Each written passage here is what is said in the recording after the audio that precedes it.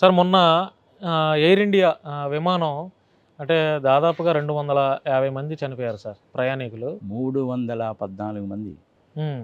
చాలా విచిత్రమైనటువంటి సంఘటన అది. సరే ఎనీహౌ ఇప్పుడు బ్లాక్ బాక్స్ దొరికింది. కానీ బ్లాక్ బాక్స్ అంటే నల్లగా ఉండదు, ఆరెంజ్ రంగులో ఉంటుంది. అది హ్మ్. విమానం వెనక భాగంలో ఉంటుంది. ఆ విమానం వెళ్ళి ఇలా హాస్టల్ బిల్డింగ్ మీద కూలిపోయింది కాబట్టి వెనక భాగంలో ఉంది అది. హ్మ్. అది 1000 డిగ్రీల సెంటీగ్రేడ్ కూడా తట్టుకుంటుంది. సముద్రంలో పడ్డా ఎక్కడ పడ్డా కానీ అది పోదు. అంతా కూడా రికార్డ్ అయి ఉంటుంది. హ్మ్. ఒకటేమో పైలట్స్ ఏం మాట్లాడుకున్నారో రికార్డ్ అవుద్ది. హ్మ్. ఇంకొకటేమో కాక్పిట్ విమానంలో వాయిస్. ఏమి సెట్ చేశారనేది రికార్డ్ అవుద్ది. హ్మ్. అంటే అది ఏ టైప్ ఆఫ్ విమానము, ఎన్ని సీట్లు ఉంటాయి, దాని కెపాసిటీ ఎంత, దాని మ్యాక్సిమం లోడ్ ఎంత, తర్వాత విమానము రెడీగా బయలుదేరడానికి రెడీ అయినప్పుడు హ్మ్. గాలి వేగం ఎంత ఉంది, ఎంత ఆల్టిట్యూడ్లో పోతుంది, ఎంత స్పీడ్లో పోతుంది, సంగతి సమాచారం మొత్తం రికార్డ్ అవుతాయి. 2 బాక్సులు ఉంటాయి. 2 బాక్సులు ఒక దాంట్లో ఒకటి రికార్డ్ అవుతుంది. మేడే మేడే మేడే అనేటువంటిది ప్రోటోకాల్ 3 సార్లు చెప్పాలి. అది ఆయన చెప్పాడు, విమానం కూలిపోయింది. అంతా కూడా నిమిషం ఉన్నరలో జరిగిపోయింది అబ్బా. అవును. యాక్చువల్గా బోయింగ్ 787-8 అనేటువంటిది చాలా మంచి ఎయిర్ క్రాఫ్ట్ అది. కానీ అందులో దానికి ఏదో ఇబ్బందులు ఉన్నాయి. కూడా ఉన్నాయని చెప్పి గతంలో కూడా ఒక 6 నెలల కిందట కూడా ఒక మహిళ ఏదో ట్వీట్ కూడా పెట్టిందండి సార్. అందులో లోపాలు ఉన్నాయి అనేటువంటిది ఆ బోయింగ్ సంస్థలో ఆ విమానాన్ని ప్లస్ బోయింగ్ వాళ్ళది ఇంకొకటి 777-300-ER అంటుంది, ఎక్స్టెండెడ్ రేంజ్ అని. ఇందులో చాలా లోపాలు ఉన్నాయి. చెత్తబుట్లో పారేసిన స్పేర్ పార్ట్స్ని కూడా తీసుకొచ్చి పెడుతున్నారు. సాఫ్ట్వేర్లో కూడా లోపాలు ఉన్నాయి అని ఆ కంపెనీలో పనిచేసినటువంటి ఎంప్లాయీస్ బయటకు వచ్చి చెప్పారు. అందులో 2 చచ్చి కూడా పోయారు. ఒకతను చనిపోవడం అయితే మరీ దారుణం. పిస్టల్తో కాల్చుకొని చనిపోయాడు, ఆత్మహత్య చేసుకున్నాడని చెప్పారు. అది యాక్చువల్గా పిస్టల్ అతను కాదు, వాడెవడో కాల్చేశాడు, ఆడు పడేసిపోయాడు. అతను ఆత్మహత్య చేసుకున్నది కాదు, అది అతను చంపేశారు. అట్లా బయటకు వచ్చిన వాళ్ళని కొంతమందిని చంపేశారు, కొంతమందిని అరెస్ట్ చేశారు. అదే మన ఆంధ్రప్రదేశ్లో పోలీసులు వేధింపులాగే వేధించారు. అయినప్పటికీ కూడాను ఫెడరల్ ఏవియేషన్ అడ్మినిస్ట్రేషన్ వాళ్ళకు కూడాను సరిగా ఇన్ఫర్మేషన్ ఇవ్వకుండా వాళ్ళు మేనేజ్ చేశారు. వాళ్ళది బోయింగ్ 737 మ్యాక్స్ అని చెప్పి 2 విమానాలు 5-6 నెలల టైంలోనే కూలిపోయినాయి. Software problem. మనం అనుకుంటాం కానీ ఇండియాలోనే లంచగొండితనం ఎక్కువని, ఆఫ్రికాలో ఉన్నంత లంచగొండితనం ఎక్కడ ఉండదు. అమెరికాలో కూడా లంచగొండితనం ఉంటుంది. అమెరికాలో కూడాను రూల్స్ని రెగ్యులేషన్స్ని వైలేట్ చేస్తారు. ఫెడరల్ ఏవియేషన్ అడ్మినిస్ట్రేషన్ అనేటువంటిది ప్రతి విమానాన్ని ప్రతి ఇది కూడా సర్టిఫై చేసి ఈ పర్టికులర్ మోడల్ అనేటువంటిది పర్ఫెక్ట్గా ఉంది అని సర్టిఫై చేస్తారు. అలాంటిది బోయింగ్ 737 మ్యాక్స్ని బాగానే ఉందని సర్టిఫై చేశారు, కూలిపోయినాయి. ఇప్పుడు దాన్ని గ్రౌండ్ చేసేసారు. ఆ 787 కూడా మంచి విమానాలే. కానీ ఎప్పుడైతే బోయింగ్ వాళ్ళు సొంతంగా అన్నీ తయారు చేసుకొని, అసెంబుల్ చేసుకొని, సాఫ్ట్వేర్ చేసుకొని చేయడం మొదలుపెట్టారో బాగానే ఉన్నారు. మెక్డొనాల్డ్ డగ్లాస్ని కొనుక్కున్న తర్వాతనే ఈ ప్రాబ్లమ్స్ అన్నీ మొదలైనాయి. ఇది నేను చెప్తున్న మాట కాదు. కంపెనీలో పనిచేసే ఎంప్లాయీసే చాలామంది చెప్పారు. ఎవరైతే చెప్పారో వాళ్ళని కొంతమందిని చంపేశారు, ఆత్మహత్య చేసుకున్నారని చెప్పి కేసులు పెట్టి క్లోజ్ చేశారు. రెక్టిఫికేషన్స్ అంటేమో పెద్దగా చేయలేదు. ఈ విమానం కూలిపోవడానికి కారణాలు ఏంటి అని కనుక చూస్తే బర్డ్ హిట్ మూలకంగా జరిగింది కాదు. ఆ టైంలో బర్డ్స్ ఏమీ లేవు. బర్డ్ హిట్ మూలకంగా జరిగింది కాదు. ఆయిల్లో ఏమైనా కల్తీ జరిగిందంటే అది కూడా కాదు, దానికి బొచ్చడని చెక్స్ ఉంటాయి. పైలట్స్ ఏమైనా తప్పు చేశారంటే పైలట్స్ కూడా ఏమీ తప్పు చేయలేదు. తప్పంతా ఎక్కడ జరిగింది అనేసి అంటే ఆయిల్ అనేటువంటిది ఇంజిన్లోకి రాకపోవడం మూలకంగానే జరిగింది. వ్యాపారం మూలకంగా జరిగిందా, ఇంకో రకంగా జరిగిందా అనేటువంటిది మనకి టేక్ ఆఫ్ 5 నిమిషాలకే జరిగింది అంటున్నారు. 5 నిమిషాలు కాదు, 1.5 మినిట్ 90 సెకండ్లలోనే. అంతే, నేను కూడా చూశాను అది. ఆ విమానం అనేటువంటిది రావాల్సినటువంటి స్పీడ్లోనే వచ్చింది. 174 knots సంథింగ్ లేదు. 1 knot అంటే మనం సామాన్య మానవులకు తెలియాలి కాబట్టి బాను, 1 knot అంటే 1.852 కిలోమీటర్లు. 174 knots అంటే 300 కిలోమీటర్ల స్పీడ్కి కనుక రీచ్ అయితే అప్పుడు మాత్రమే నువ్వు టేకాఫ్ చేయగలవు. 35,000 అడుగుల ఎత్తుకు పోయిందాక కంట్రోల్లో ఉంటుంది, తర్వాత స్టెబిలైజ్ అయిపోతుంది. అది ఎట్లా పోతుందంటే ఇలా వెళ్తుంది, తర్వాత కొంత దూరం ఎట్లా పోతుంది, మళ్ళీ ఇట్లా పోతుంది. ఇవన్నీ నార్మల్ థింగ్స్ అయ్యి. 2 ఇంజన్లు ఫెయిల్ కావడం అనేటువంటిది ఎప్పుడూ జరగదు. కానీ 2 ఇంజన్లు ఫెయిల్ ఎందుకు అయ్యాయి అంటే ఆయిల్ రాకపోతే ఏమైంది మరి? ఆ ఆయిల్ పోసేటప్పుడు 125,000 లీటర్లు కదా, ఆయిల్ పోసేటప్పుడు ఏంటంటే అక్కడ వాల్వ్ని ఓపెన్ చేస్తారు. ఆయిల్ పోసేటప్పుడు ఏమో ఆయిల్ని దాని వాల్వ్ని క్లోజ్ చేస్తారు. క్లోజ్ చేసి ఆయిల్ పోస్తారు. ఆయిల్ పోసేటప్పుడు పైలట్, ఇంజనీరు, ఫ్లైట్ ఇంజనీరు వీళ్ళందరూ చూసుకుంటారు. వాళ్ళు సర్టిఫై చేసి సంతకాలు పెట్టిన తర్వాత అదొక డాక్యుమెంట్. ఆయిల్ పోస్తారు. ఆయిల్ అనేది పెట్రోల్ డీజిల్ కాదు బాబు, అది కిరోసిన్. అది అవును. సరే, దానికి ఏదో పేరు వైట్ ఆయిల్ వైట్ అంటే పెట్రోల్ ఏదో అంటారు కదా. ఈ ఎయిర్ క్రాఫ్ట్లో పోసింది A1 టైపు, A1-1 అంటారు. A1 టైప్ ఆయిల్ పోసారు, అంతా బాగానే ఉంది. వాడు దాన్ని ఏం చేశాడంటే దాన్ని క్లోజ్ చేసి ఆయిల్ పోసాడు. ఇంత ఆయిల్ పోసాను, సంగతి సమాచారం అని చెప్పాడు. తర్వాత అంతా అయిపోయిన తర్వాత 2 ట్యాంక్స్లో కూడాను ఇంజన్స్లో పోసిన తర్వాత వింగ్స్లో ఉంటుంది ఆయిల్ అనేది. వాడు మళ్ళీ దాన్ని ఓపెన్ చేయాలి. ఓపెన్ చేస్తే కానీ నీకు లోపలికి ఆయిల్ రాదు. వాడు పొరపాటున దాన్ని మళ్ళీ ఆ వాల్వ్ని ఓపెన్ చేయకుండా వదిలేశాడు అనుకో, అంతవరకు పైపులో ఉన్న ఆయిల్ ఏదైతే ఉంటుందో అది రన్వే మీద పోవడానికి కొంచెం టేకప్ కావడానికి పనికి వస్తుంది. ఇక దాని తర్వాత ఇంజన్లోకి ఆయిల్ రాకపోతే ఏమవుతుంది, 2 ఇంజన్లు అయిపోతాయి. అది జరిగిందేమో, కరెక్ట్గా మనకు తెలీదు. ఇది చాలా చాలా ఉంటాయి. ఈ రిపోర్ట్స్ రావడానికి ఇంచుమించు 3-4 నెలలు పడుతుంది. అది 1 రోజులో 2 రోజుల్లో వస్తుంది. అంతా మర్చిపోతారు సార్. అంతే కదా మరి, అంతా మర్చిపోతారు సార్. ఇప్పుడు మోడీ మీద మీ అభిప్రాయం ఏంటి సార్?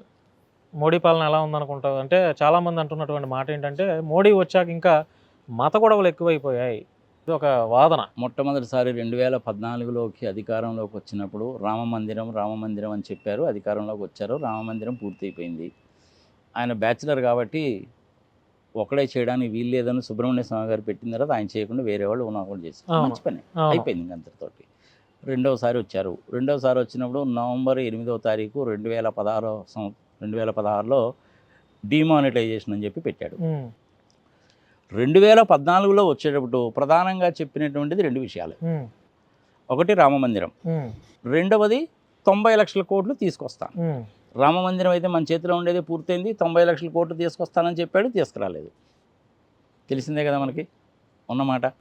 2019లో వచ్చినప్పుడు ఇంకా రామ మందిరం అంటే లాభం లేదురా బాబు, దాన్ని తీసి పక్కన పెట్టి వేరేది ఎత్తుకున్నారు. కరప్షను, నెహ్రూ గారి ఫ్యామిలీ. అసలు యాక్చువల్గా నెహ్రూ గారు అనేటువంటి పండిట్ కాదు, వాళ్ళు ఒరిజినల్గా వాళ్ళు కూడాను ఇస్లాం మతం వాళ్ళే, పేరు మార్చుకున్నారు. సంగతి సంవత్సరం ఇలాంటి ప్రచారాలన్నీ చేశారు, గెలిచారు. 303 వచ్చినాయి. మరి మొన్న వచ్చేసరికి 240 ఎందుకు వచ్చినాయి? సంవత్సరాలు ప్రజలు బాగా గమనించారు. ఎప్పుడైతే ఓడిపోవడానికి అవకాశాలు ఉన్నాయని 2వ రౌండ్ అయిపోయిన తర్వాత తెలిసిందో, 3వ రౌండ్ 4వ రౌండ్ దగ్గర నుంచి ఈవీఎంలను మేనేజ్ చేశారు. ఈవీఎంలో సాఫ్ట్వేర్ రాయడం అనేటువంటిది అరగంట పని, పెద్ద కష్టమైన పని కాదు. 60 లక్షల మిషన్లా 40 లక్షల మిషన్లా ఇంతవరకు లెక్క తెలియదు. వీవీప్యాడ్లు లెక్క పెట్టండి అని సుప్రీంకోర్టు వాళ్ళు చెప్తే తగలబెట్టేశారు.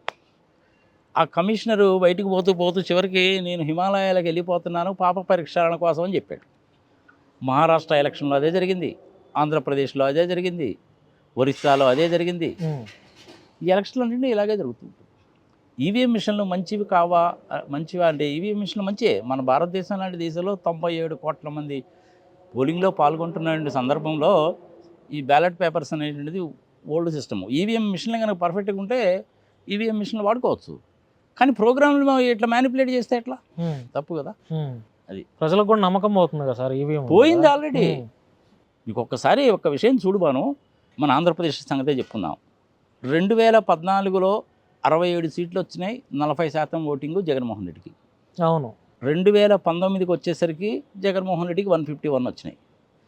మొన్న 2024లో కూడాను 40% వచ్చింది, కానీ 11 సీట్లే వచ్చినాయి కదా. మంచి హోదాలో ఉన్నటువంటి మనిషి చంద్రబాబు నాయుడు గారు, నేను పలానా చోటికి వెళ్తున్నాను, పలానా వాళ్ళని కలుస్తున్నాను, మాట్లాడుతున్నాను చెప్పడం నేను తప్పలేదు. మరి ఎలక్షన్స్ అయిపోయిన తర్వాత చెప్పకుండా ఎందుకు పోయాడానా అంత దొంగచాటుగా? 2 నెలలు కనపడలా. ఆయన్ని ఇటలీలో చూసినటువంటి ఒక వ్యక్తి నాకు కూడా ఫ్యానే, అమెరికాలో ఉంటాడు. అతను ఏదో పని ఇటలీ వచ్చాడు, సాఫ్ట్వేర్ ఇంజనీర్ అతను. చంద్రబాబు నాయుడు ఇక్కడ ఇటలీలో తిరుగుతున్నాడండి అని చెప్పాడు, ఏదో ఊరు పేరు చెప్పాడు, నాకు గుర్తులేదు. అరే లేదా ఆయన ఎక్కడికి పోయాడో ఎవడికి తెలియదు కదా అంటే, ఎవడికి తెలియకపోవడం ఏంది, నా కళ్ళారని చూసారండి బాబు ఇటలీలో ఉన్నాడని చెప్పాడు. ఆయన ఇటలీలో ఉన్నప్పుడే నాకు ఫోన్ చేసి చెప్పాడు. మరి ఇటలీ ఎందుకు వెళ్ళాడు? జనరల్గా సింగపూర్ అంటాడు.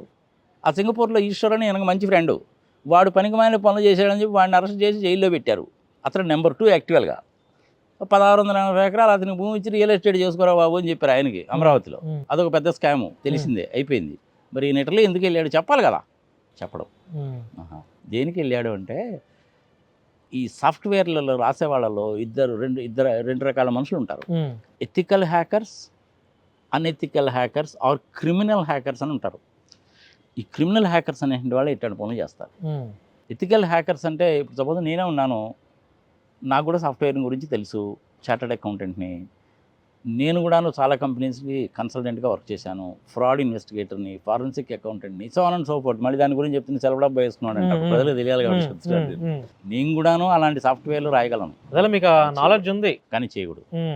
ఎథికల్ సాఫ్ట్వేర్స్ అంటారు వాళ్ళని. వాళ్ళు ఏంటంటే ఇన్కమ్ ట్యాక్స్ డిపార్ట్మెంట్ వాళ్ళు, జిఎస్టీ వాళ్ళు, వీళ్ళు ఏం చేస్తారంటే కంపెనీస్ మీద రైడ్ అది చేసినప్పుడు ఆ డేటాను బయటికి తీస్తారు. మీరు ఏమనుకుంటారంటే సామాన్య మానవులు నేను డిలీట్ చేశానండి డేటాని, ఇంకేం లేదండి, ఎవడికి దొరకదండి, బ్రహ్మదేవుడు కూడా కనిపెట్టలేడండి అనుకుంటారు. చాలా పొరపాటు.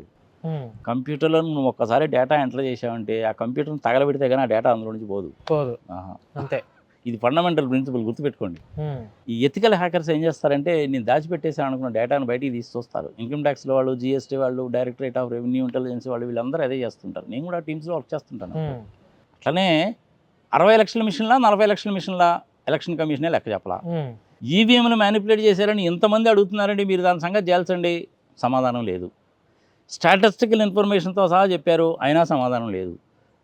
సుప్రీంకోర్టు వాళ్ళు వీవీప్యాట్లను లెక్క పెట్టమండి అని చెప్పారు, కానీ వాళ్ళు ఉపయోగించిన టెర్మినాలజీ ఏంటంటే బర్న్ట్ అనే పదం వాడారు. బర్న్ట్ సీడీలు, సగతి సమాచారం, ర్యామ్ని దేన్నైతే బర్న్ చేశారో, అంటే మా సాఫ్ట్వేర్ లాంగ్వేజ్లో ఏమంటారంటే ఏం బాను సీడీ బౌండ్ చేసావా అంటా నేను. సీడీ బౌండ్ చేసావా అంటే అర్థం ఏంటంటే ఇన్ఫర్మేషన్ ఎక్కించావా అని అర్థం, అందుకని దాన్ని తగలబెట్టావా అని కాదు అర్థం. వాళ్ళు సుప్రీంకోర్టు వాళ్ళు అదే టెర్మినాలజీ ఉపయోగించి ఈజీగా అర్థం అవుతుందంటే నా బౌండ్ అనే పదం వాడారు. మన ఆంధ్రప్రదేశ్ ఆయన ఏం చేశాడు, 25 ఏళ్ళ ఎక్స్పీరియన్స్ ఉన్నాడు ఐఏఎస్ ఆఫీసరు. సుప్రీంకోర్టు వాళ్ళు బౌండ్ చేయమన్నారండి, మీ వీవీప్యాట్లని బౌండ్ చేసామండి అన్నాడు. వాడు బుద్ధి జ్ఞానం ఉందండి, తెలియకపోతే వేరేవాడిని అడిగి తెలుసుకోవాలా. నీ సొంత తెలివితేటలు ఉపయోగించి చేసావు, అతనికి కూడా తెలుసు, కావాలని చేశాడు.